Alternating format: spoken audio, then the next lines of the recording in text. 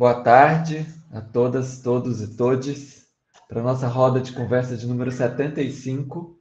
E hoje a gente vai falar um pouquinho sobre como está a atenção psicossocial na Guanabara, a situação dos CAPs no município do Rio. Eu gostaria já de antemão agradecer a todos que se dispuseram a estar aqui como pré-inscritos para trazer um pouco das informações da sua área de atuação, né, da sua área programática aqui na cidade. E a gente tem bastante pessoas, eu acho que a gente pode produzir um debate bastante proveitoso. E aí, para a gente, eu vou ser o chato aqui de controle do tempo, e a gente vai ter de 3 a 5 minutos aí para dar uma fala inicial, depois a fala circula e a gente pode ir voltando e as pessoas vão falando, né, para que todos possam conseguir falar e a gente possa produzir um debate. Eu sempre fico com o papel chato aqui de ir avisando as pessoas, mas eu vou dizendo do nosso tempo para que a gente possa aproveitar o tempo da roda. E para fazer a fala, então, inicial, eu passo para o professor Pedro Gabriel. Então, boa tarde a todas, todos e todes.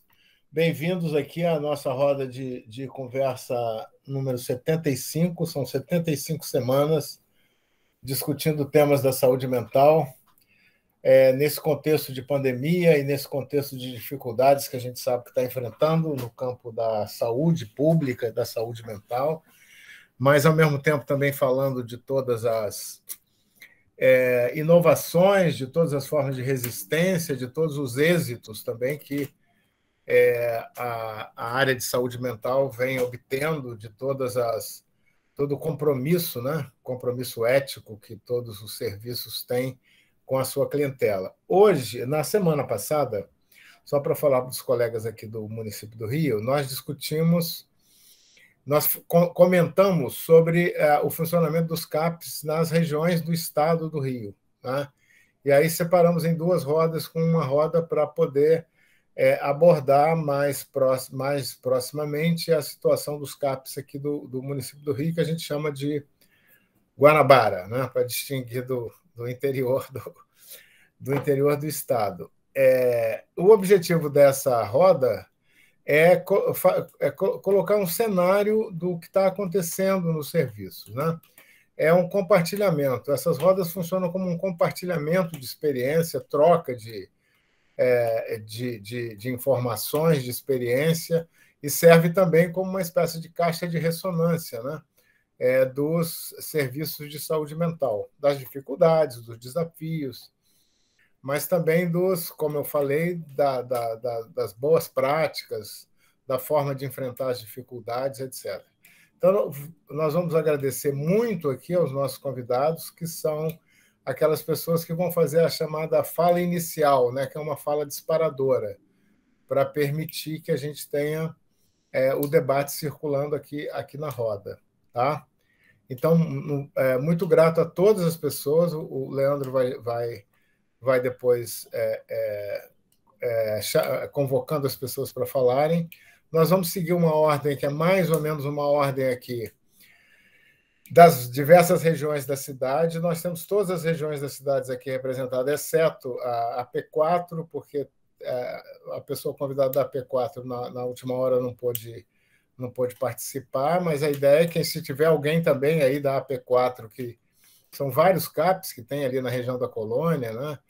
E ali na região da Taquara e da Praça Seca. Se tiver alguém aí, também pode se inscrever para falar, porque o nosso objetivo é poder compartilhar informações, né? Compartilhar esse cenário aqui do atendimento no Rio.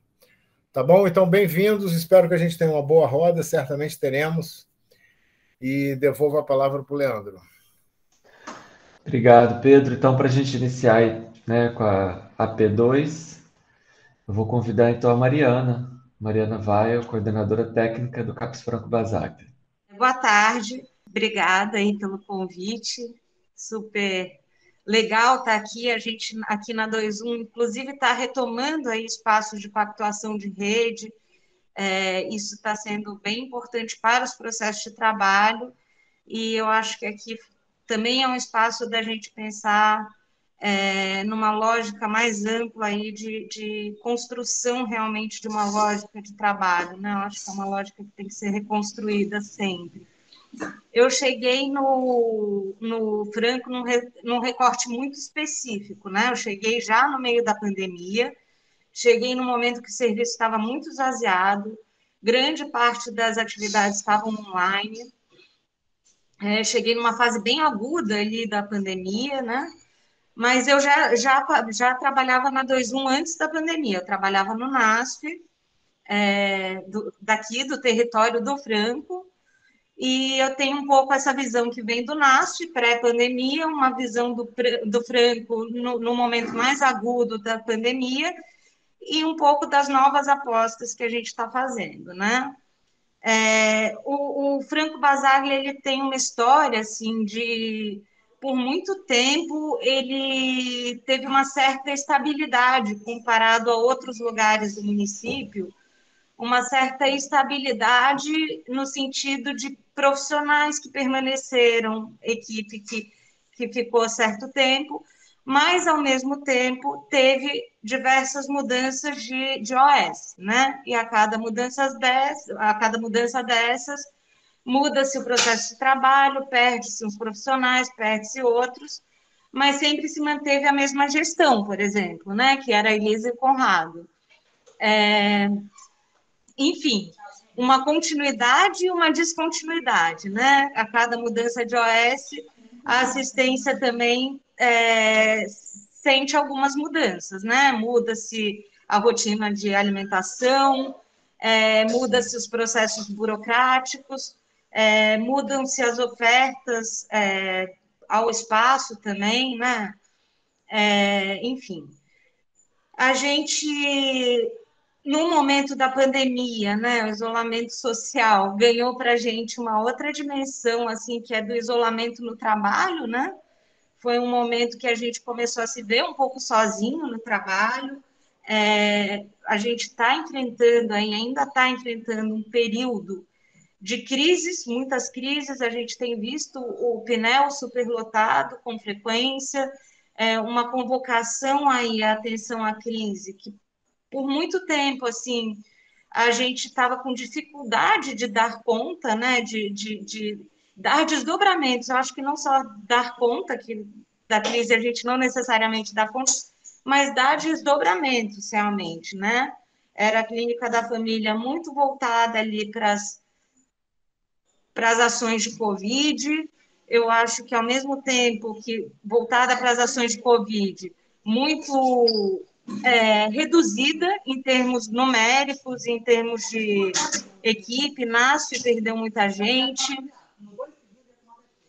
Calma aí, Dé. Perdeu muita gente, a gente teve muita redução das equipes de saúde da família de NASF aqui na 21, e isso foi logo pré-pandemia, né? Então, a pandemia sofreu aí dois efeitos, da redução de equipe e da redução, da agudização ali de uma questão de crise de saúde pública. A gente está num território supostamente privilegiado, né? A gente pega a maior parte do nosso território é asfalto, não é favela. E mesmo a favela daqui não é a mesma que uma favela do subúrbio, enfim. Ainda assim, a gente está se havendo com um número crescente aí de novos usuários, novas crises, acolhimento de primeira vez. A gente acredita que também pode ser efeito da pandemia, mas também tem uma perda de poder financeiro, né? As pessoas que não eram típicos usuários do SUS começaram a se tornar usuários do SUS, né? Então, a gente foi vendo esses acontecimentos ao longo da pandemia. Antes da pandemia, a gente tinha um cenário um pouco mais estável, mas, ao mesmo tempo, de uma precariedade mais sutil, né? Não veio uma crise de saúde pública que, de repente, desorganizou tudo, não houve uma demissão em massa que, de repente, fragilizou a assistência, mas foi havendo pequenas perdas, né? De um ou outro, de alguns investimentos, A clínica da família já havia perdido uma equipe, uma das clínicas da família que eu trabalhava já havia perdido uma equipe, a outra havia perdido duas, enfim. Então, houve um desandar mais sutil e houve aí um período agudo de dificuldade. Hoje, a gente está no cenário de nova mudança de OS, né, o que tira a gente ali de uma rotina no trabalho de cuidado, mas, ao mesmo tempo, a gente está recuperando algumas coisas, né? Então, a gente está realmente tendo uma reposição de equipe aqui no Franco, a gente está... Algumas equipes de saúde da família, a gente está também tendo notícias de que estão sendo repostas, e a gente está com uma direção, né? A gente já teve que intensificar muito a crise, o trabalho em atenção à crise, está muito no PNEL, articulando altas, movendo aí alguma coisa no nosso acolhimento noturno, e agora nosso trabalho vai se voltar ainda mais para o território. E a conversa que a gente está construindo agora com a atenção básica é: que tipo de trabalho no território é possível dentro do cenário de Covid, de vacinação que vocês estão vivendo, né? É uma pergunta mesmo, no sentido de que a gente está começando a tentar entender com eles que tipo de ação de matriciamento a gente vai construir, que tipo de parceria é possível, que tipo de disponibilidade eles estão podendo projetar para pensar assistência em saúde mental, que em algum momento aí, na fase aguda do Covid, a saúde mental realmente foi direcionada para os CAPs, para o hospital, não formalmente, mas a gente entendia que existia ali um foco no Covid, né? Eu acho que o desafio que o Franco Basaglia enfrenta hoje, muito grande, e isso reflete na atenção à crise, porque tem efeitos diretos no nosso acolhimento noturno, é nas políticas de habitação e na precariedade que a gente vê na assistência social hoje. A gente tem contado muito pouco com o apoio do CREAS, a gente tem encontrado muita dificuldade em promover abrigamento, em promover estratégias de habitação para os nossos usuários. A gente percebe aí um momento, eu acho que a reforma se deu, né, pensando nas residências terapêuticas para aqueles pacientes de longa do hospital, né?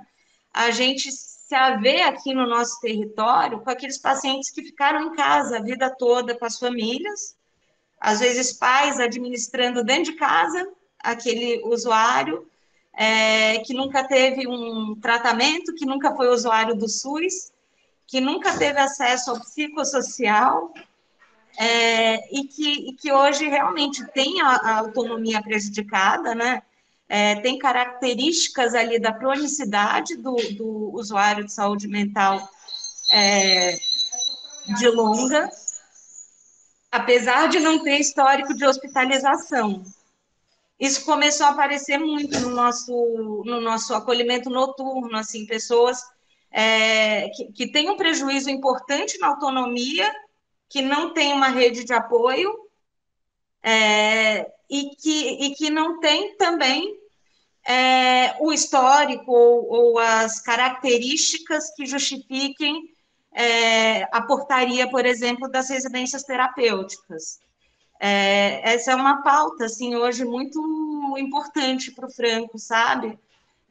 O território, por exemplo, o bairro de Copacabana, um bairro que traz muito essa marca. Mariana, só então, para concluir. Enfim, é um pouco isso que a gente está encarando hoje, mas a gente está num momento otimista, assim. Hoje a gente, por exemplo, tem a função do agente territorial, que era uma função que não existia, nunca existiu no Franco Basaglia. A gente realmente tem a aposta no território como um investimento público, né? Eu acho que isso é um ganho muito importante, assim. E eu acho que ressignifica também para a própria equipe que o trabalho de CAPS não é dentro do CAPS, né? Eu acho que é esse o momento que a gente estamos tentando sair do isolamento. tanto institucionalmente, nas parcerias, na articulação de rede, quanto nas ações realmente junto aos usuários, sabe? Excelente panorama, Mariana. Muito obrigado pela sua fala. Vamos direto então para Fernanda Pastuc, diretora do CAPCI Maurício de Souza, que está ali ao lado. Então, isso. Então, boa tarde, gente. Sou a Fernanda, sou diretora, psicóloga, diretora do CAPCI Maurício de Souza, vizinha ali do Franco Basaglia, né? Então, muito do que a Mariana falou eu acompanho, como rede da 2-1 também, então não vou repetir aqui, porque só queria dizer isso, que acompanho muitas dessas questões aí que Mariana trouxe em relação ao nosso desafio no território, mas também vou começar desse ponto, assim, porque essa direção fundamental de que a gente precisa estar no território, fazer um trabalho intersetorial, vamos dizer assim, ela está na origem do trabalho, né, do que seriam, desde a fundação, assim, do que seriam os CAPs, né, mas tem alguma coisa desse trabalho mesmo, tanto em termos de intersetorialidade e trabalho no território, que eu acho que vai se desdobrando, e precisa mesmo ir se desdobrando com o tempo, e para a gente, no CAPCI, isso tem chegado, assim, como é que a gente precisa avançar nesse negócio que é intersetorialidade, nesse negócio que é trabalhar no território. Então, quando o Pedro me pediu para circunscrever quais seriam os desafios, eu pensei em muitos desafios, então é difícil, assim, isolar, vamos dizer assim, alguns, né?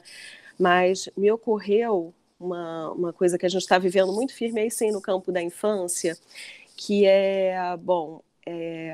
a gente nos CAPCIs, né, lá na origem dos CAPCIs, e foi uma chegada um pouco tardia, vamos dizer assim, dessa discussão, né?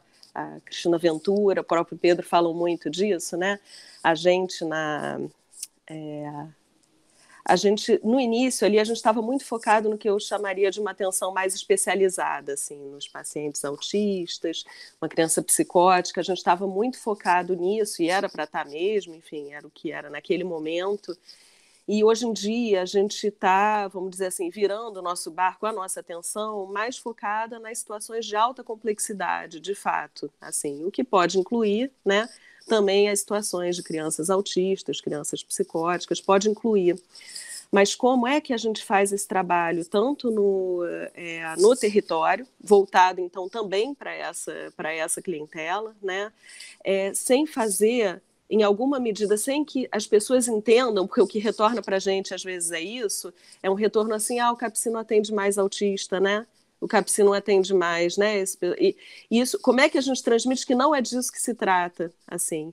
A ideia é que a gente também possa fazer esse cuidado a partir do território, no território. Então, por exemplo, a gente poder organizar uma convivência para crianças, ou já com esse diagnóstico, né, de autismo, ou com uma desconfiança, ou que precisam ser mais vistas, assim, que a gente organize esse cuidado lá no território, que a gente vá lá no Píndaro fazer um grupo de convivência com essas crianças para, junto com a equipe do ambulatório do Píndaro, poder cuidar disso. E que esse grupo, por exemplo, ou que a gente vá ali na Rocinha, na Clínica da Família Maria do Socorro, isso é uma experiência que a gente viveu, encontrar com adolescentes da Rocinha que vieram nos procurar no CAPCI por diferentes motivos, que a gente se encontre com eles e que aí desse grupo os próprios adolescentes estranhem que a gente precise ficar numa unidade de saúde e nos ofereçam que a gente vá para uma escola de teatro, fazer o grupo na escola de teatro. Por que a gente precisa ficar aqui na unidade de saúde? Por que a gente não vai para a escola de teatro? Isso eu estou falando, essa experiência até num contexto pré-pandemia, porque quando veio a pandemia, aí, tudo atropelado, a gente vive um terremoto mesmo, né? Então eu sinto que a gente está no momento de ver, assim, sabe, o terremoto está um pouco terminando agora, não sei, e a gente está vendo o que sobrou, quem é que está de pé, o que sobrou, onde é que estão as pessoas para a gente retomar, então poder voltar a pisar nos lugares com alguma segurança, assim. Então hoje em dia a gente está mais voltados para essas situações de alta complexidade, vivendo esse desafio de não transmitir ou de transmitir para a população e para os nossos parceiros mesmo da rede intersetorial que isso não representa desassistência para uma determinada parcela ali de pessoas de quem a gente vai continuar cuidando. Isso eu acho que é um desafio. E acho que durante a pandemia a gente viveu o desafio, justamente porque a Mariana falou muito de isolamento, mas de não fazer do distanciamento um isolamento, sabe? De colocar uma diferença aí, assim, o que é isolamento, o que é distanciamento. E a gente vê que alguns adolescentes, algumas famílias viveram a experiência do isolamento, porque foi realmente, por diferentes motivos, muito difícil de acessar, e agora, numa certa saída disso, que foi um isolamento, eu sinto assim, a quantidade de crises que tem chegado é mesmo impressionante. Assim, como tem chegado, a gente tem algumas hipóteses, né? Uma das coisas que eu penso é assim, bom, justamente as pessoas voltaram para a vida, né? Elas voltaram à escola, voltaram a encontrar as pessoas, essas coisas da vida que convocam mesmo, né? Os encontros e isso e estão vindo aí de uma experiência duríssima, né? Como todos nós, né? Dessa experiência aí da pandemia. Então, isso também está muito vivo agora, a quantidade de situações difíceis, de crise novas, né, que tem chegado, nem daqueles que a gente já conhece, de situações absolutamente novas, numa condição que você fala, uau, caramba, né, e a gente precisando cuidar, se debruçar num esforço imenso de fazer isso lá onde a pessoa vive, onde ela mora, quando isso é possível, porque a gente sabe que tem situações justamente que a pessoa precisa sair de onde ela vive para a gente cuidar em outro lugar e ver se vai ser possível voltar, né? Quando isso envolve questões que têm muito a ver com a violência e tal. Então é uma fala curta, assim, porque acho que Mariana contemplou muita coisa, não sei se consegui transmitir, a gente pode continuar conversando, tá bom? Obrigado, Fernanda. Por isso que eu passei para você, eu acho que as falas se complementam, né, por ser do mesmo território, e aí assim a gente segue com o Tiago Ferreira, coordenador técnico do CAPS 3, Maria do Socorro. E aí, pessoal, boa tarde. Quero agradecer o convite. São 75 rodas de conversa, agora que eu me dei conta, né? Desde o encontro estadual de CAPS, é bastante coisa. O ano voou, assim, então eu queria dar parabéns aí por ter sustentado esse trabalho. Tem sido muito bacana ter acompanhado os vídeos, né? Bem legal. Bom, também me senti bem contemplado pela fala da Mariana e da Fernanda, dando um pouco o panorama da 2.1. Né? O CAPS Maria do Socorro ele é o primeiro CAPS 3 do Rio e ele é responsável por metade da 2.1, a outra metade é o Franco Basaglia. Né? O Maria do Socorro é responsável pelo território Dois Irmãos, que vai do Leblon, Lagoa, Jardim Botânico, Gávea, Rocinha, Vidigal, Vila Canoas. Né? Então são 8 bairros com bastante diferença econômica, bastante diferença social, né? E que inclui 8 favelas. Né? Então um território bem heterogêneo, bem complexo. A gente tem aí os 3 bairros mais ricos do Rio de Janeiro, né? Gávea, Leblon e Lagoa, com IDH bem alto, bem diferente do resto do país, assim, né? E, por outro lado, por exemplo, a Rocinha, com o 6º pior IDH do Rio de Janeiro, né? E com muitas diferenças econômicas também internas. Assim. Tem partes muito, muito pobres da Rocinha, muito precárias, e uma parte mais de classe média baixa. Né? Bom, estou na Rocinha desde 2013, né, que eu trabalho no CAPS. Estou na coordenação há 2 meses. Eu acho que desde que entrei na Rocinha, a minha leitura é que o grande desafio do CAPS é o acesso, né, o acesso ao CAPS, o acesso do CAPS aos territórios, esse território rico, heterogêneo, ao mesmo tempo difícil, e a violência. Né? A organização da violência na Rocinha teve muitas mudanças. Nos últimos anos, a gente viveu uma guerra bem intensa do tráfico em 2017, 2018 a gente viveu uma ocupação do Exército, da Marinha, aliás, né, e da Polícia, e depois da ruína da UPP durante um ano, com incursões diárias, assim, impacta muito na assistência, no acesso dos nossos usuários. Ao mesmo tempo, com a reorganização do tráfico, né, os usuários que têm situações de bastante vulnerabilidade psíquica, né, acabam ficando ameaçados no território, e aí é difícil sustentar o acompanhamento à crise sem um grande esforço de interlocução ali com os agentes territoriais, né, com que a gente tem. Quando falo agentes territoriais, estou falando de agente institucional, né, mas com lideranças locais, com pessoas que possam contribuir com diálogo com com as organizações ali do território, tanto da polícia quanto do tráfico. Esse sempre foi um grande desafio. Eu concordo com a Fernanda, ela falou isso agora, eu não tinha pensado nisso, assim, dei um pouco conta a partir do que ela falou. A gente tem vivido uma mudança de perfil, acho que isso ficou muito intenso na pandemia, que não é bem uma mudança de perfil, não é um trabalho diferente, mas um novo trabalho, assim, que não, o CAPS não está tão mais voltado para o acompanhamento apenas dos usuários mais graves ou com uma atenção mais especializada, né? A gente tem uma grande quantidade de pacientes em sofrimento psíquico mais agudo do que o usuário mais usual do CAPS, né, que é o paciente com sofrimento psíquico crônico, que precisa de uma intensividade do CAPS, uma intensividade no CAPS, né? A gente vive também acompanhamento, a gente tem se debruçado muito, se esforçado muito assim, para entender essa nova clientela, vamos dizer assim, de usuários que precisam do CAPS. São casos graves, mas que tem um arranjo na vida, no território, e não precisa de uma intensividade no CAPS, mas precisa contar com o CAPS. Ainda que ele conte uma vez no mês. E são casos de grande complexidade, embora não precise da intensividade. De grande complexidade, tanto pela fragilidade psíquica, né? Aí a gente tem pacientes psicóticos até com algum nível de organização que permite que ele esteja na vida ou esteja em acompanhamento médico, por exemplo, na clínica da família, tem outros recursos, mas que precisa contar com CAPS para promover esse acesso à clínica e também mediar sua relação no território, na vida, né? E também, com a pandemia e com o agravamento da crise econômica, a gente tem muitos casos de tentativa de suicídio. Muitas pessoas que tinham nesse perfil, né, psicótico, com alguma organização na vida, mas que perde assim, o que sustentava ali alguma coisa, por exemplo, trabalho, perde um familiar, perde algum suporte econômico que tinha, e agora se encontra em situação de bem mais vulnerabilidade e precisa contar com o CAP para se sustentar na vida.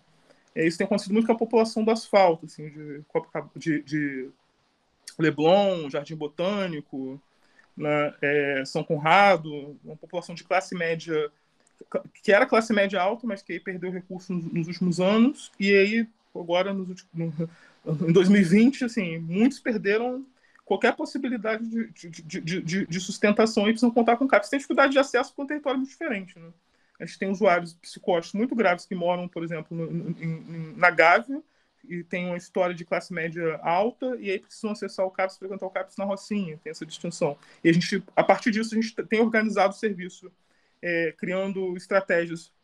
A partir das clínicas da família, a gente, por exemplo, tem grupo no Píndaro, né, que é a clínica de acesso ali da Gávea, Jardim Botânico, no Vidigal, no Maria do Socorro, né, em todas as clínicas que o CAPS assiste, né? Bom, acho que a fala é essa e a gente vai conversando. Obrigado, Tiago. Então a gente agora segue lá para o centro da cidade, na AP 1.0, que a gente não tem, né, serviço de saúde mental instalado, e a gente vai ter a representante da CAP, a Jurema Boscardin, se eu falei certo sobre o nome. Obrigado, Jurema. Não. Então, a gente tem sim CAPS de referência, né? Eu acho que o CAPS Maurício de Souza, a Fernanda está aí, é um grande parceiro da 1.0, né? É referência para 1.0 e é um grande parceiro, com todas as dificuldades da gente, dessa intersetorialidade. Eu acho que desafios da 1.0, primeiro a gente tem 17 clínicas, a gente tem 2 equipes de consultório na rua, a gente tem o maior número de população de rua cadastrado, né? Aqui vivendo na 1.0. A gente tem apenas 2 equipes NASF, a gente tem 2 equipes de ambulatório de saúde mental, que a gente colocou alguns profissionais do NASF para tentar fazer um ambulatório ampliado de saúde mental e ser referência para algumas clínicas. A gente tem a Policlínica Ribeiro Neto. Com relação a CAPS, a gente tem o CAPS 2 Magal, que é da 3.1, que oferece apoio, né, para a Clínica da Família lá em Benfica, Maurício Silva. O CAPS AD Mané Garrincha, que é referência para a Clínica da Família Dona Zica. O CAPS Maurício de Souza, que é referência para todo o território da 1.0. Nós temos o CPRJ, que é referência para adulto, como emergência psiquiátrica. e o PNEL para emergência psiquiátrica, junto com o CAPSI para infanto-juvenil, essa coordenação do cuidado.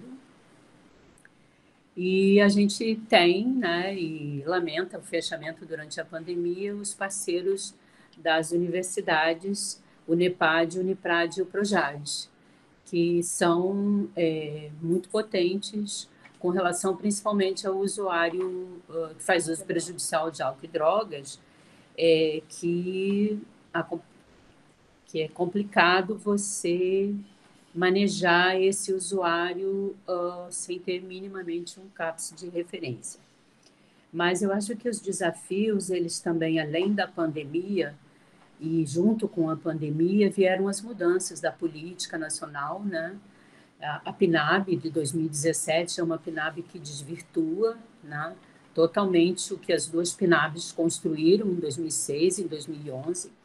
A ponta ainda não se apercebeu disso tudo, em razão a pandemia, ela esconde um pouco isso, né?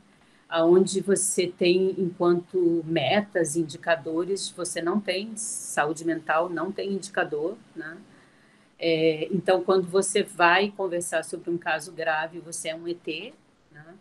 Porque o que você estava dizendo aqui, você não é prioridade, você não é um indicador, né? E a gente viu na pandemia também o agravamento das crianças, né?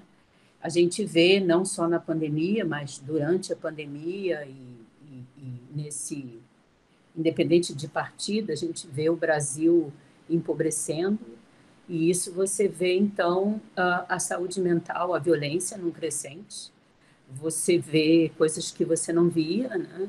E você vê a criança, então, o jovem, né? A gente, não sei se eu posso chamar de epidemia, ou de esse intenso sofrimento psíquico dos jovens, né? Com inúmeras tentativas de suicídio, né? E os adultos também, né? E da gente ficar...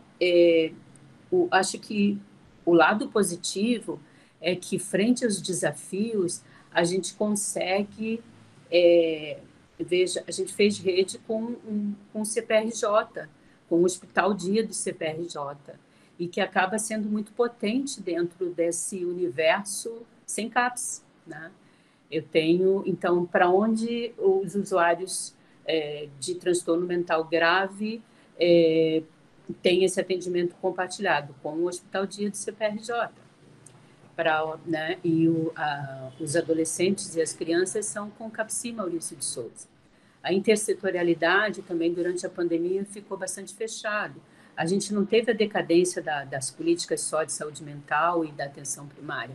A gente teve da assistência social, né?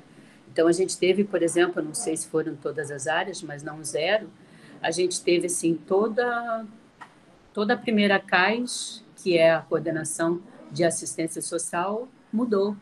A gente ficou um tempo sem a gente ter CREAS. Sabe o que é isso? Sem você ter uma diretora, né, de CREAS, que é para pessoas de alta vulnerabilidade, você não ter uma direção de CRAS, né?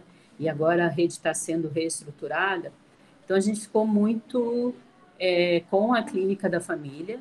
Eu acho que outra coisa positiva é que muitas clínicas elas têm residência de saúde da família, mas a gente tem verdadeiros bolsões de pobreza, né? Posso citar, por exemplo, o Caju, né? Mas a própria Gamboa, né? A zona portuária. A gente tem também um grande bolsão ali em Benfica, né? Onde você tem ali, na Maurício Silva, você tem famílias vivendo abaixo da linha da pobreza, e isso, claro, vai implicar no sofrimento psíquico e vai implicar numa super demanda dos próprios usuários com relação à saúde, seja ela mental, seja ela física, né? Você tem na PNAB o número de acessos que diminuiu, você teve um número de visitas domiciliares, isso, então, você passa a não ter muita noção do território, né? Não ter muita ideia do que acontece no território. As visitas, elas voltaram nesse primeiro semestre e não no início, só após as vacinas, né? Outro ponto positivo, eu acho que a atenção primária foi um dos setores da saúde que não fechou, mesmo durante a pandemia. Desafios é a gente conseguir manejo, né, compartilhamento do cuidado para o adulto em uso prejudicial de álcool e drogas, que é uma população não zero bastante expressiva. Né? A gente tem mapeado isso mensalmente para tentar fazer uma pressão na superintendência, uma pressão boa, né? Um convite de olha aqui, né? Temos 15 bairros e a gente tem um grande número de famílias monoparentais. Eu estou falando isso um pouco do retrato do território, saindo um pouco do sofrimento psíquico, porque não dá para você falar em pobreza e não entender como sofrimento psíquico, né? Não dá para você falar em famílias monoparentais e também não está isso, né? Inclusive do entendimento dessa família. Eu fiz um levantamento onde 28% da nossa população ela não tem o ensino fundamental completo, né? E a gente está falando de Fundamental 1, né? E 3,9% não tem educação nenhuma, né? Mas, enfim, esses são os desafios da 1-0. Muito obrigado, Jeremo. Acho que é isso, né? A gente poder levantar os desafios, e você colocou, né? Sem considerar que a questão social tem tudo a ver, está diretamente relacionada à questão da saúde mental. Obrigado. A gente vai seguir, então, agora lá para a nossa AP 3.1. O Washington Barro, do CAPES Magal, não chegou, então eu passo para a Tayana Cronenberg, do CAPES AD3, Miriam Makeba. Olá, gente, sou Tayana, sou psicóloga, diretora do CAPS AD Miriam Makeba e da UA Metamorfose, né, que fica aqui na área da 3.1. Bom, vou falar um pouco do panorama, né, assim, a 3.1 é uma área muito grande, né, assim, com muitas comunidades, né, assim, famosas, né, no Rio de Janeiro, Complexo Alemão, Complexo da Maré, Complexo da Penha. O Makeba é um CAPES importante, né, assim, que atende a 3.1 inteira. É uma área com muitos serviços de saúde mental, muitos CAPES, e também com bastante cobertura de atenção básica, mas também é uma área com extrema vulnerabilidade, né, assim. E o Makeba, como um CAPS AD, né, assim, o único CAPS AD da área, acaba atendendo aí uma galera bem importante, assim, que não tem acesso a nenhum sistema de saúde, né, assim. Quando eu digo dessa galera, eu falo principalmente da população em situação de rua, né. É um CAPS que topa muito garantir o acesso aí a essa população que não chega em nenhum serviço, nem de saúde, nem de assistência, né? Assim, às vezes chega na delegacia, né? Assim, ou no IML. Enfim, antes da pandemia, né? Assim, a 3.1 teve aí um grande desmonte, né? Assim, na área da saúde, com muitas demissões, né? Assim, mudança, né, do governo, né? Assim, então, isso teve um impacto muito grande nos atendimentos, né, assim, da população, no acesso à saúde pública, né, assim. A gente teve também, principalmente nessa área, que era uma área com uma equipe NASF muito potente, né, assim, com mudança de gestão do governo, a gente teve, né, muitas demissões e um desmonte importante desse serviço, né, das equipes NASF, que nesse momento agora, né, assim, esse ano particularmente, tem feito aí uma certa reposição dessas equipes e também o fortalecimento das equipes de atenção básica. Isso também aconteceu com os CAPs, né? Assim, a gente teve aí com mudança de OS, né? Assim, com a entrada de uma nova OS, a saída de muitas pessoas, né? Assim, e a entrada de muitas pessoas que nunca tiveram contato com a saúde mental, assim. E eu particularmente acredito, o tempo que eu estou nessa função, né? Assim, isso impactou de forma direta no processo de trabalho da saúde mental, né? que como que, né, assim, um profissional de saúde que nunca pensou em trabalhar num CAPES é colocado num CAPES e, né, assim, tem que se haver com aquilo, assim, né?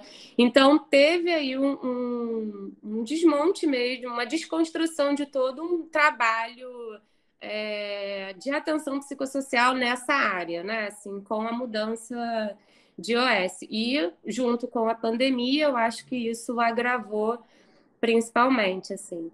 Uma das estratégias, né, assim, que o Makeba foi encontrando, né, assim, enquanto CAPES, se deparando com essa dificuldade, né, dos profissionais que chegaram sem formação em saúde mental e com a pandemia, foi pensar um CAPES enquanto promotor de saúde e de garantia de direitos e acesso, né? Assim, então, com a pandemia, a gente se viu muito aí na necessidade de estar num trabalho no território, porque tudo paralisou. A gente atende uma população, né, assim, de extrema vulnerabilidade, que não tem acesso a nada, a única coisa que tem acesso ou é a droga, ou é o presídio, né, assim, nem a emergência psiquiátrica consegue chegar, né, assim, por exemplo.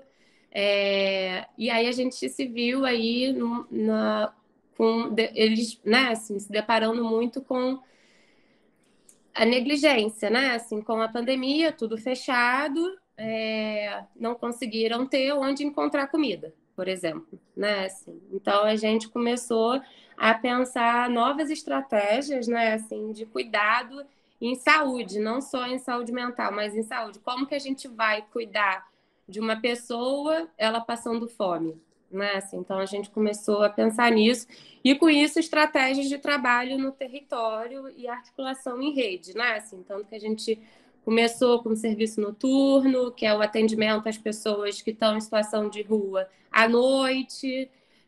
Começamos também um trabalho, né, de fornecer cesta básica, de entrega de quentinhas na rua, né, assim, como estratégia aí de cuidado que não é só a entrega de remédio ou de atendimento individual, né, assim, mas de poder reduzir danos que a fome traz, né, assim. E isso fez gerar um monte de coisa, né, assim, tanto que hoje, atualmente, a 31 tem aí uma discussão importante, né, assim, não só no Makeba, mas acho que nos outros serviços também, de como cuida aí dessa população. Acabou que a gente fez criar uma questão para todos, né, assim, não ficar só no Makeba, né, assim. Então, atualmente, assim, que eu posso falar da 31, né, está com muitas mudanças. Uma parte dos CAPs estão com uma OS, outra parte estão com outra OS, né? Assim, a atenção básica também teve mudanças de OS e, com isso, algumas coisas melhoraram, né? Assim, mas de desafio que eu acho é que precisa de mais investimento em saúde pública. E isso é investimento nos profissionais, de aumento de salário, né? Assim, aumento de condições, de melhores condições de trabalho, que eu acho que isso é algo que precisa ser colocado para todos que estão na saúde pública, né? Assim, como servidores públicos, como enquanto profissionais de saúde, que eu acho que tem sempre um movimento aí de fazer o desmonte da saúde pública mesmo, né? E eu acho que isso é o que eu mais entendo enquanto desafio, além de garantir acesso e direitos à população mais vulnerável que existe, que é quem está em situação de rua, né? Assim, então, enfim, acho que é um pouco desse panorama da 31, tiveram muitas mudanças, mas com essa nova gestão, algumas coisas, né, assim, se alinharam, mas acho que a gente ainda precisa avançar muito mais, assim, para poder garantir aí uma promoção de saúde bem efetiva, melhor para todos, seja para os usuários do SUS, seja para os profissionais de saúde também. Acho que é isso, falei demais, mas espero que tenha dado aí um panorama da 31. Com certeza, Tayana. Muito obrigado. E que bom, né, poder dizer do CAPS como serviço de promoção de saúde, garantia de direitos e acesso. Apesar de todas as dificuldades que, como a Mariana, a Fernanda, a Thiago colocaram, né, com relação ao OS. Vamos lá para a nossa AP5, começando com a Marina Bistrich, lá do CAPS Neuza Santos Souza. Boa noite. Obrigado pelo convite. Eu vou pedir desculpa, mas assim, eu organizei minha fala num texto, se eu puder ler. Eu fiquei com medo de ultrapassar o tempo e eu achei melhor organizar num texto. Se vocês não se incomodarem, eu vou ler, tudo bem? Bom, vamos lá. Foi preciso organizar o que dizer em um pequeno texto, diante do chamamento complexo dessa roda de conversa. Como está a situação dos CAPs no município do Rio de Janeiro? Para dizer de hoje, é impossível, para mim, não refazer uma trajetória mental retomando o início da pandemia até agora. A situação que nos encontramos hoje tem efeitos profundos desse período que parece não ter fim. Essa avalanche de pensamentos repousou numa imagem que veio colada numa frase cantada pelos Racionais, na voz do gigante Mano Brown. Abre aspas. Tenha fé porque até do lixão nasce flor. Fecha aspas. Com respeito àqueles ligados a alguma religião, a fé dessa frase não é, para mim, uma fé da crença religiosa, num certo misticismo em algo que não se comprova. Ao contrário, é a fé que tem a ver com acreditar que, em meio ao lixo, ao cenário mais adverso da disputa narrativa e política sorrateira que joga vidas na vala, existe a possibilidade de fazer nascer algo. Isso não tem a ver com uma ideia liberal de superação. Nessa imagem frase, a flor, para mim, só é flor porque tem raízes, e é sobre isso que quero falar. Penso que foi preciso, mais do que nunca, resgatar nossas raízes, nossa história política e de luta antimanicomial, que fundamentam alguns pilares teóricos e práticos e que nos impedem de sermos tragados por essa onda tão avassaladora quanto obscura. Hoje, posso dizer que o CAPS Neuza Santos Souza está caindo aos pedaços. Longe de ser uma força de expressão, nossa estrutura física vai mal. Portas e janelas quebradas, muita gente para pouca cadeira, ar-condicionado que mais pifa do que funciona, e um telefone fixo que nunca voltou a funcionar desde que foi extinto. Foi preciso muita pressão para que pudéssemos ao menos ter um telefone celular institucional, depois de quase 2 anos fazendo atendimentos online, utilizando nossas próprias linhas telefônicas e nossa internet pessoal. Eu fiz essa breve ilustração da estrutura física do CAPS porque é preciso que a gente lembre sempre e a cada vez que essa é uma das infinitas formas de precarizar o trabalho, colocando o nosso corpo de trabalhador em jogo e fazendo pouco do sofrimento de tantos usuários que são acompanhados pelo serviço. Não é bonito colar mandalas em uma parede descascada. Mas retomando a flor que pode nascer em meio ao lixo, as raízes da atenção psicossocial precisaram ser retomadas com rigor e radicalidade. Mais do que nunca, o CAPS Neuza foi um serviço que fez atenção à crise. Toda a equipe, sem exceção, se colocou disponível e à disposição para atendimentos de sujeitos em crise. Indicamos rigorosamente a vinda dos sujeitos em crise ao CAPS, fomos aos mais variados territórios para atender nas casas, nas RTs, na rua e em outros serviços, recorrendo aos CAPS 3 de vários pontos da cidade. Me parece que hoje o efeito disso é um certo modo de se organizar em torno das situações de crise, de tal maneira que falamos dessas situações a cada reunião de turno e em todas as supervisões. Hoje, o CAPS Neuza também conta com um supervisor e supervisões semanais. Essa é mais uma das raízes. Com a saída da nossa primeira supervisora, ficamos um tempo sem supervisão clínico-institucional em plena pandemia. Dificuldades na gestão se impuseram na contratação de um supervisor escolhido pela equipe, até que a equipe convidou o supervisor independente da gestão. E diante do desejo da equipe e do próprio supervisor, tivemos supervisão sem que o supervisor recebesse salário por um certo tempo. Hoje, finalmente, essa situação se regularizou em termos institucionais e contratuais. Essa situação não pode ser tomada como algo simples ou burocrático, Não existe CAPS sem supervisão. Aliás, existem muitos. Mas no CAPS Neusa essa raiz não foi podada. Hoje seguimos sem fazer as oficinas desde que elas foram suspensas. No entanto, em janeiro de 2021, retomamos a Assembleia, um dispositivo fundamental do CAPS Neusa. Todos os cuidados com distanciamento social são tomados quando fazemos a Assembleia na Praça do Bairro. E sua retomada teve a ver também com a preservação de uma das raízes da atenção psicossocial e do SUS, a participação popular. E é nesse dispositivo que temos discutido, entre outros temas, o recomeço das oficinas. A partir de uma decisão coletiva, as oficinas irão ocorrer todas fora do CAPS. Nesse momento, então, estamos trabalhando na busca de locais parceiros e também pressionando pela compra de materiais. Fazer oficinas precárias com materiais precários também não é bonito. Então, posso dizer que hoje o CAPS Neusa vive condições precárias de trabalho, o que inclui a diminuição do salário de alguns trabalhadores causado pela mudança de OS, e longos períodos de trabalhadores sem férias, também pelo mesmo motivo. Eu estou sem férias há 2 anos. A equipe está cansada, mesmo chegando mais gente nova, né? Mas a equipe, na sua totalidade, está bastante cansada e essa percepção é clara. Muitos de nós adoecemos, mas as nossas raízes não foram podadas. Para seguir fazendo algum trabalho possível hoje, portanto, pensando no chamamento dessa roda, hoje no CAPS Neusa, a gente precisou, como lembrou o próprio Mano Brown, retomar as bases. E é isso. Muito bom, Marina. Um texto belo e trágico, eu diria. Obrigado.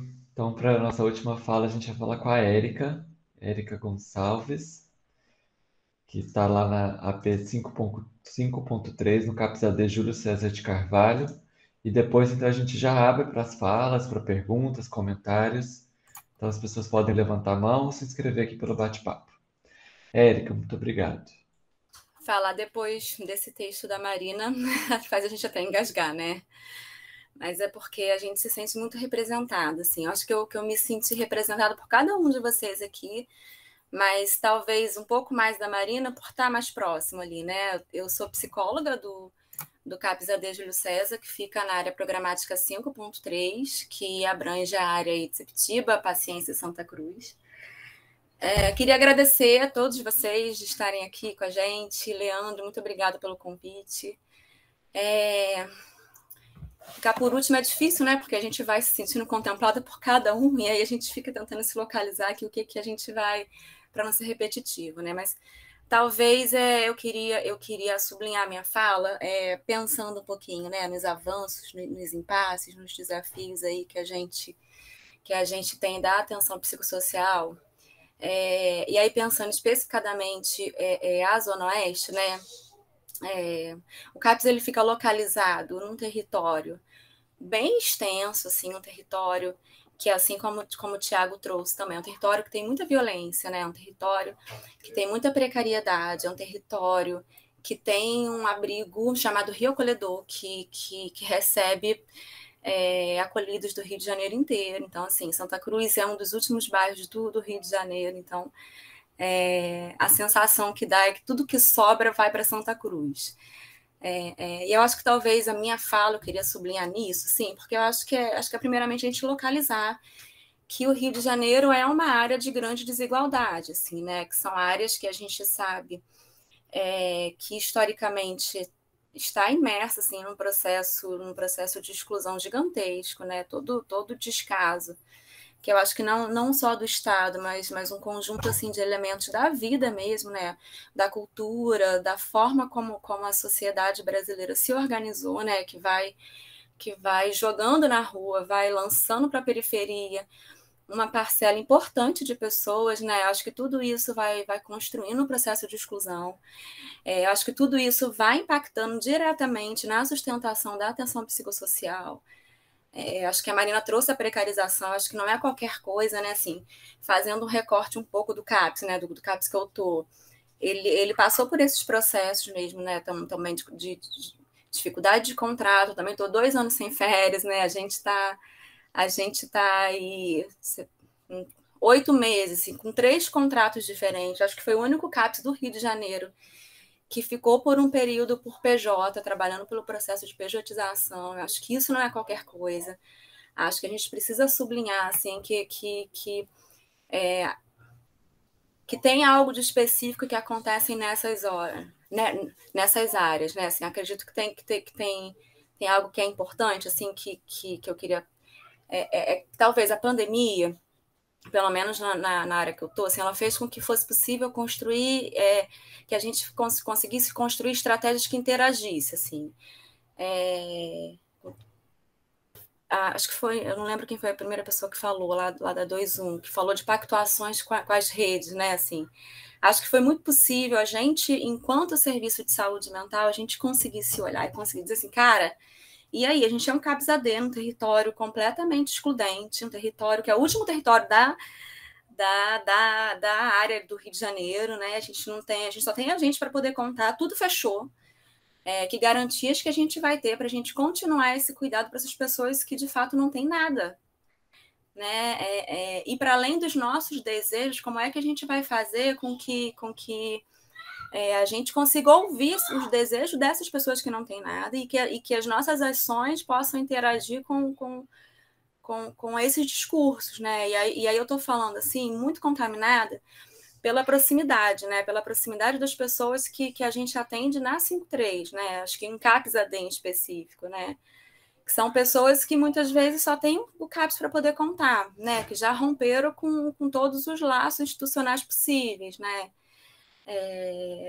E como tem sido fundamental fortalecer, assim, organizar esse fortalecimento de ações, né? Poder estar na rua construindo o sentido de usar máscara, né? De garantir alimentação através aí de discussões com outros dispositivos, com CREAS, com a Clínica da Família, com os dispositivos intrasetoriais também, com os comerciantes locais.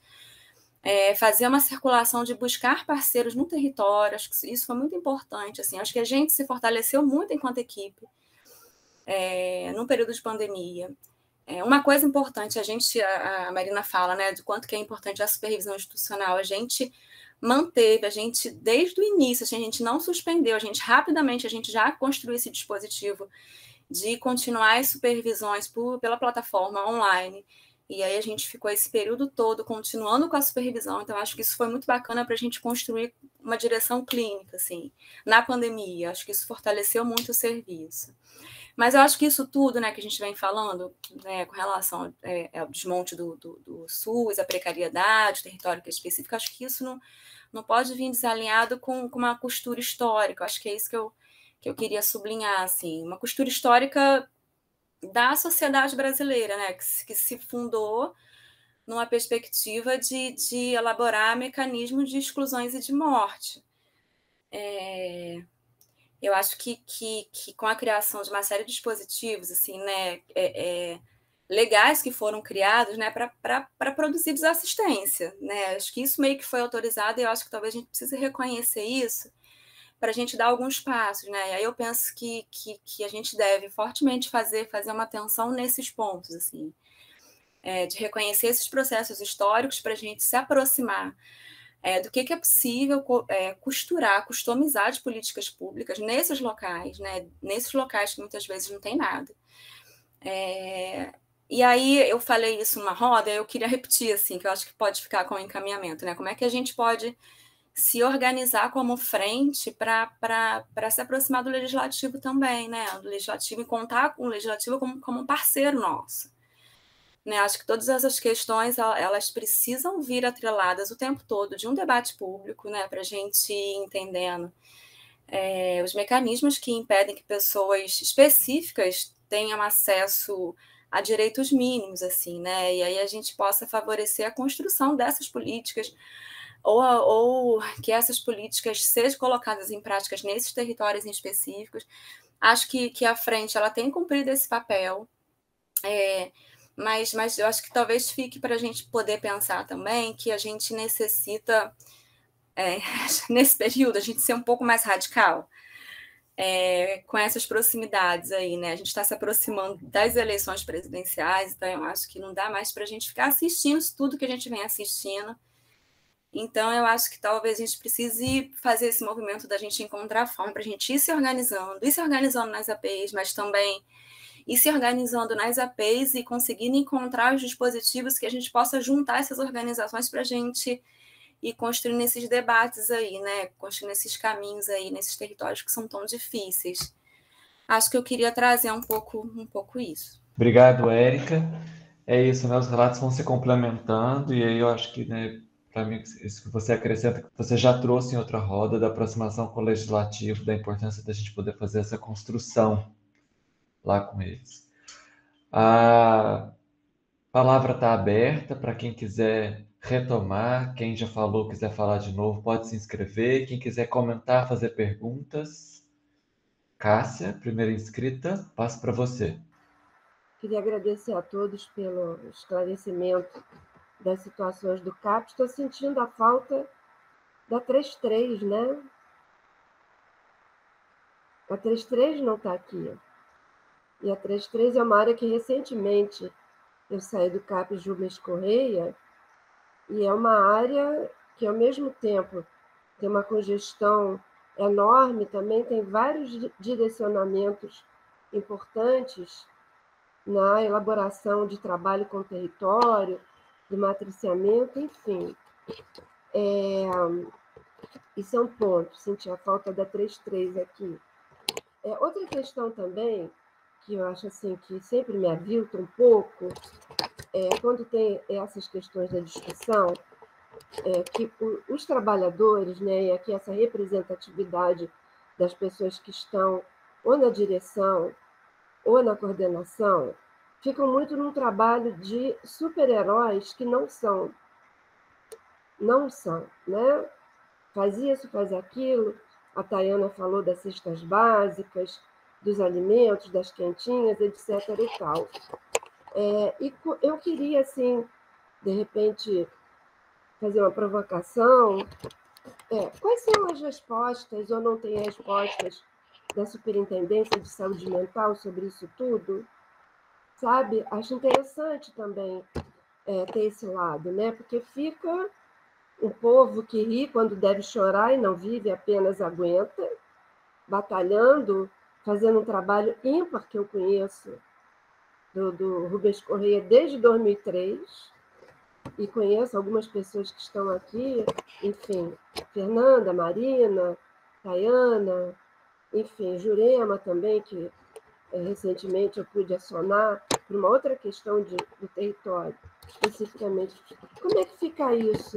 E como é que fica também essa coisa lenta, arrastada dessa pandemia, que já está no outro patamar, e tudo fica por conta da pandemia e do pandemônio político também, não é? São essas as minhas apreciações. Muito obrigada a todos. Eu estou trabalhando agora na saúde mental, minha própria, com outras direções. Adorei ver você, Marina. Que saudade. Beijo. Obrigada, Leandro e todos. Obrigado, Cássia. Palavra aberta. Boa noite. Eu sou Gleice, agente territorial do CAPS Fernando Diniz.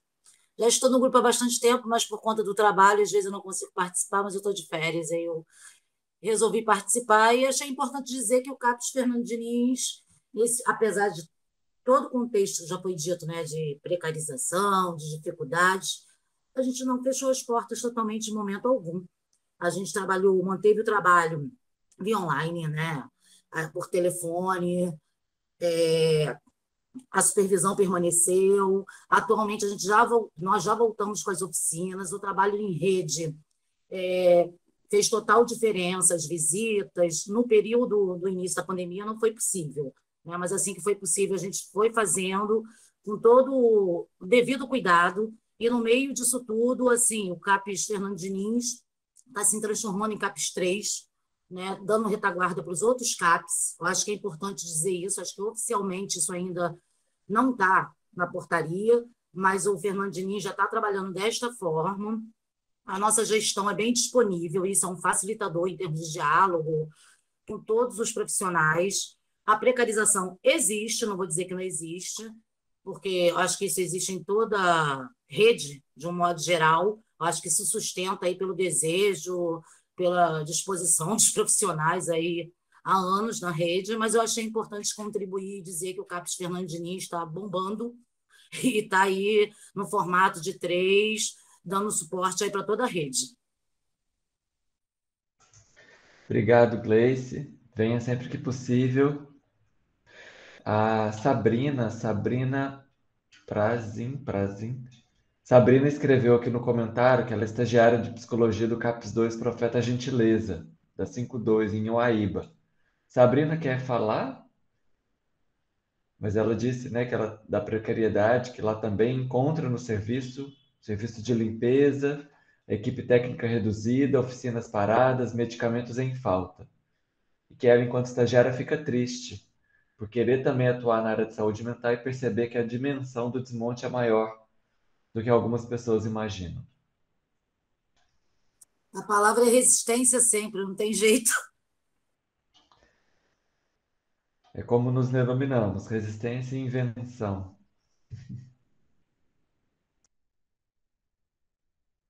Jurema, pode falar. Queria uma pergunta. A gente estava falando em política, né? Eu falei um pouquinho da PNAB, mas a política de álcool e drogas, ela se separa, né? Pelo menos na política, né? Da saúde mental, né? Algo que seria impensável, né? Nesses 30 anos de construção. E isso vai refletir na ponta, né? Talvez demore a refletir nos CAPs, espero que não reflita, mas na ponta ele vai refletir, ela vai refletir, né? Onde eu fiz um trabalho recente sobre a percepção dos profissionais e o estigma ainda é muito presente na fala dos profissionais, né? Principalmente do usuário AD, né? E aí, quando eu vi a mudança, eu entendo muito pouco, não tenho propriedades para falar, mas posso dizer o que eu sinto na ponta, né? Que se já existia, se a política era junto, se a saúde mental, se o usuário era visto como um usuário, como uma pessoa que tem direito à saúde, e não ao preconceito, a partir de que a política volta a trazer coisas do passado, isso vai refletir bastante na ponta, nesse profissional, né? E num lugar onde a gente não tem CAPS, né? E a gente pensa na RAPS de 2011, né? Nessa articulação da atenção primária e com os dispositivos, onde você pensa no DESINS, né? Onde você pensa nesse usuário no território, e aí o que de fato você faz, né, com esse usuário, onde essas mudanças, né, espero que sejam breves e que se retome uma outra mudança. Mas é um ponto que eu acho que é importante, né, essa volta da culpabilização do usuário na política. Obrigado, Jurema. Maíra. Olá, boa tarde, boa noite já, né? Queria me apresentar, meu nome é Maíra, sou assistente social, conheço algumas pessoas que estão aqui porque eu trabalhava na Secretaria de Assistência da Prefeitura e fiquei quase 7 anos à frente de gestão de equipamentos que trabalhavam com pessoas em situação de rua, então eu utilizava o serviço do CAPS com frequência, CAPS-AD, mas hoje me encontro assessorando uma vereadora Tainá de Paula, a qual preside recentemente, né, a Frente Parlamentar da Reforma Psiquiátrica e Luta Antimanicomial. E venho acompanhando desde então a luta dos usuários, né, dos familiares dos usuários. A gente tem um grupo onde a gente se comunica com frequência Mas achei importante estar participando aqui desse encontro hoje para escutar, fazer a escuta dos profissionais também, né? Porque eu tenho conhecimento das dificuldades, da precariedade dos equipamentos, das dificuldades que os profissionais têm de realizar os atendimentos com eficácia. É tudo muito precário, como eu escutei, falta telefone, às vezes falta computador, às vezes falta um papel para escrever. Eu conheço bem essa realidade, então achei importante estar fazendo essa escuta também dos profissionais, porque a gente tem escutado muitas demandas dos familiares e dos usuários. A gente entende a dificuldade do acesso, a dificuldade da garantia dos direitos, mas a gente também precisa escutar o lado dos profissionais que estão nesses equipamentos, né? Então, queria me colocar à disposição para qualquer coisa, a gente está aqui se colocando à disposição. Vou deixar meu contato no chat, porque a gente está organizando um debate público a partir dessa frente, e acho importante quem puder estar participando do encontro profissional dos equipamentos, vai ser importante estarem presentes, por favor. E aí eu tento passar o convite para todo mundo, para que vocês tenham ciência do dia do debate, tá bom? É isso, obrigada. E foi ótimo escutar todo mundo. Boa noite para todos. Alguém mais? A palavra está aberta. Cássia? Então, também sobre a questão da política, né, que as pessoas abordaram, do próximo ano eleitoral. Deixa eu baixar aqui a mãozinha. Tá. A gente teve recentemente, né, através da FASM, que eu participei intensamente, a Conferência Estadual e a Conferência Nacional. Não sei se as pessoas estão sabendo que foi elaborada uma lei emergencial Nise da Silveira, que é para o atendimento à galera, né, da saúde mental, de modo geral. Não só os frequentadores, como os profissionais também. E enquanto, eu não sei quem estava falando, do ano eleitoral, enfim, acho que foi a Érica, eu acho interessante também essas frentes parlamentares que tem aqui, né, no Rio de Janeiro, tem alguns representantes, que inclusive vão aos CAPs saber da situação. Acho interessante ter essas parcerias, já que tudo é parceria, é ida para o território, né? O político, ele tem parceria e ele está no território com a gente. Afinal de contas, eles estão lá através dos nossos votos, né? Então, é bastante importante essas frentes parlamentares saberem, discutirem todas essas questões no sentido de um apoio mais efetivo, porque, na realidade, eles podem efetivar, junto aos demais, né, aqui na Câmara ou no Senado, todas essas questões que ficam tanto em pendência. Então, acho que essas frentes parlamentares podem ajudar muito nesse momento de tanta precarização e de político, momento de eleições que já se aproximam.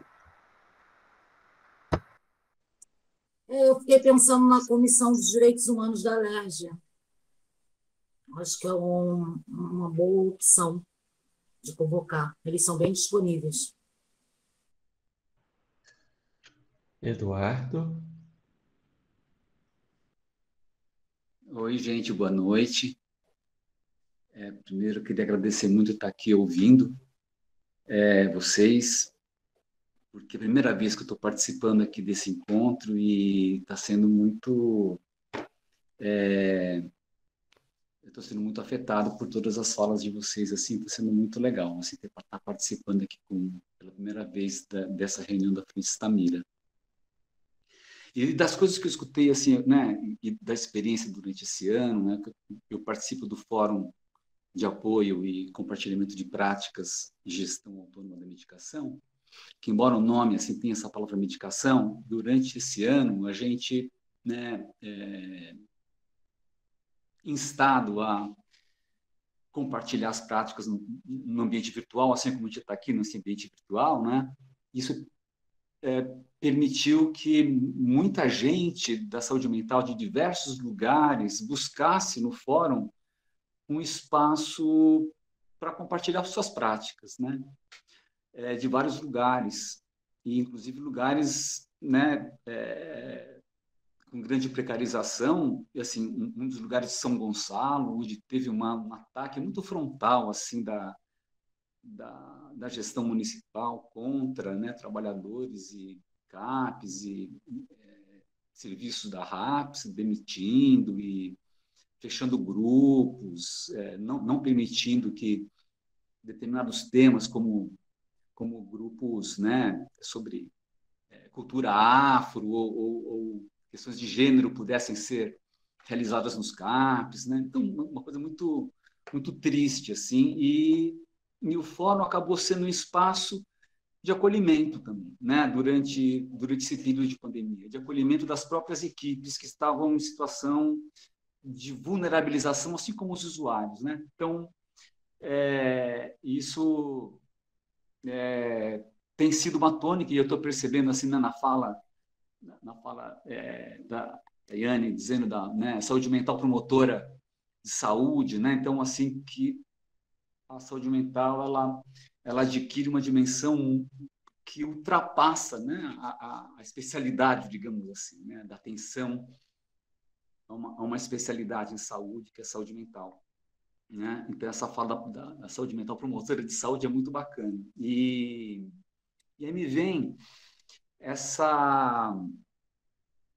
né, na promoção da saúde tem essa perspectiva da intersetorialidade, né? E nesse momento de grande precarização, eu fico pensando, né, ouvindo as falas, de uma necessidade, que é essa de acolhimento mesmo, de acolhimento das equipes, né, de acolhimento das equipes e dos usuários que se encontram, né, todos nessa situação de precarização, e que um acolhimento com participação intersetorial, com publicização, não é? Com envolvimento de outros setores que possam estar se sensibilizando também pela saúde mental, que adquire, nesse momento da pandemia, como falou a Jurema, não é?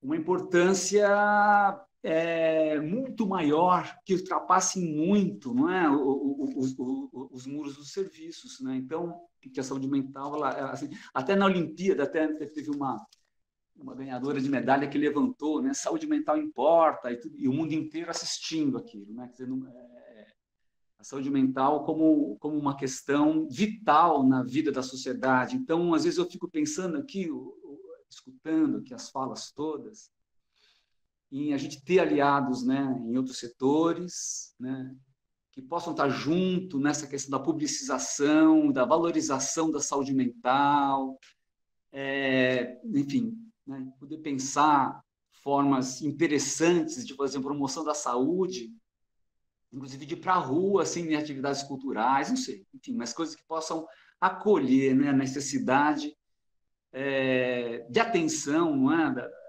na saúde mental, principalmente devido a vulnerabilizações agora, né, na época de pandemia, e que podemos fazer para nos acolher aqui. Acho que essa reunião é uma reunião de acolhimento bem legal, assim, e é isso. Eu agradeço muito estar aqui com vocês hoje.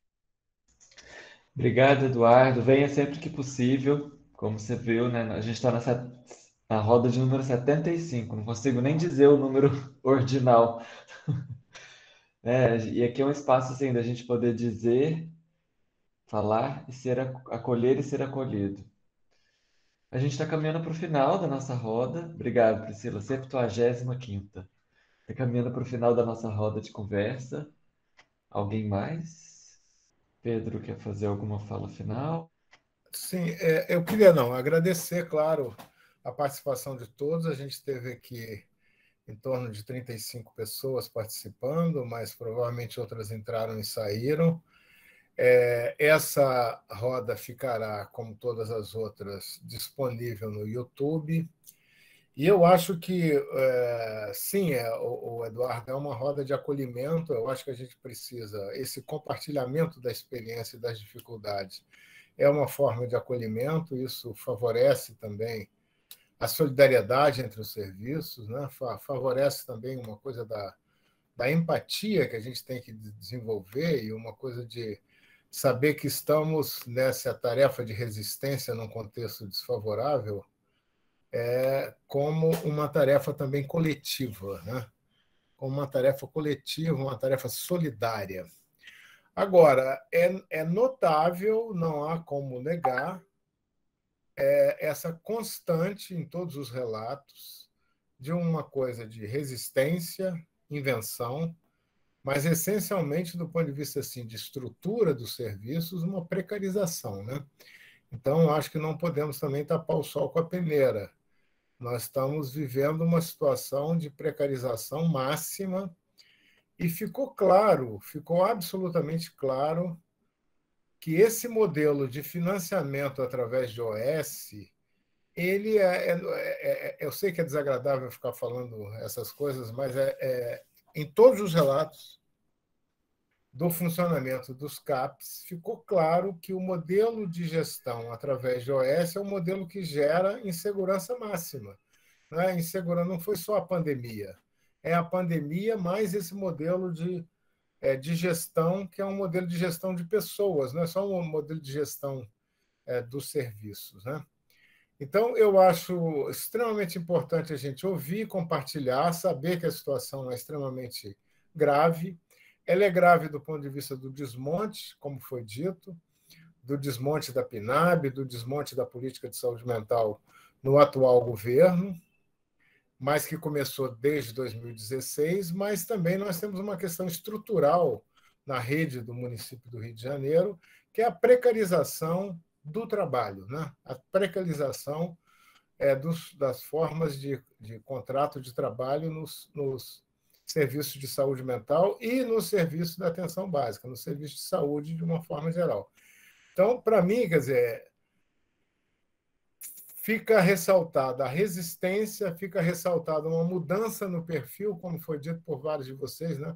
Uma mudança um pouco no perfil do atendimento, pessoas que não buscavam o serviço passam a buscar, uma característica também de os leitos de acolhimento dos CAPs 3 passarem a ser leitos também onde usuários, porque ficaram desprotegidos pela situação da pandemia e da vulnerabilidade, da pobreza, passam a ocupar por mais tempo esses leitos de acolhimento.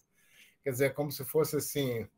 Eu não gosto dessa expressão, a gente usava essa expressão na coluna Juliano Moreira, mas é a expressão dos novos crônicos. A gente usava essa expressão, assim, é ruim, porque a palavra crônico não deveria se aplicar no campo da saúde mental, que era uma palavra estigmatizante.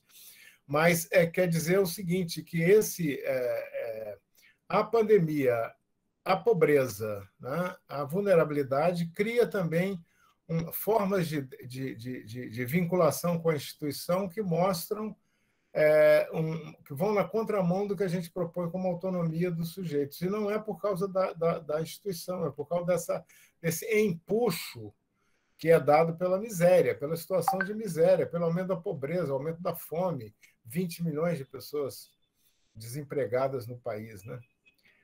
Bom, a saúde mental fica na linha de frente disso tudo, né? Isso aí eu acho que também o trabalho de quem trabalha, de quem está nos CAPs, é um trabalho admirável, porque é um trabalho na linha de frente dessa situação da precarização do trabalho e da precarização da vida que nós estamos enfrentando nas grandes cidades brasileiras hoje, não só nas grandes cidades, mas especialmente tem essa característica específica das grandes cidades.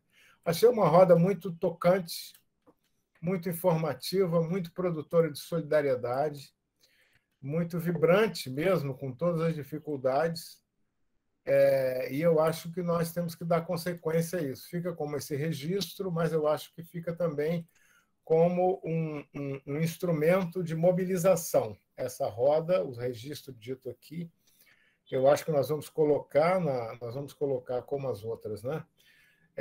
No portal lá da Frente Stamira, e nós vamos poder retomar esse diagnóstico, né, dessa situação de precariedade que foi colocado aqui. E eu queria cumprimentar efusivamente todas as pessoas que relataram, não só porque relataram, mas porque estão na linha de frente desse trabalho que é absolutamente admirável de sustentar a atenção psicossocial em condições tão desfavoráveis, né? Foi uma linda roda, muito, muito, muito, muito bonita. Muito obrigado a todos aí. Leandro. Obrigado, Pedro. Obrigado a presença, a participação de todos vocês. Semana que vem a gente segue com as nossas rodas de conversa. Estão todos convidados às 5 horas para a roda de número 76, em que vai ser uma roda nacional. Logo a gente começa a divulgar aí com pessoas de outros estados. Tá bom? Venham para que a gente possa conversar mais. Até semana que vem e obrigado. Obrigada, boa noite. Até semana que vem. Gente, Bye, boa bye. noite. Boa noite a todos. Boa noite a Bye, bye. todos. Boa noite. Paz, vitória e felicidade para todos. Boa noite, gente. Boa Muito noite. bem. Já vencemos, hein? Já vencemos. Boa noite, pessoal.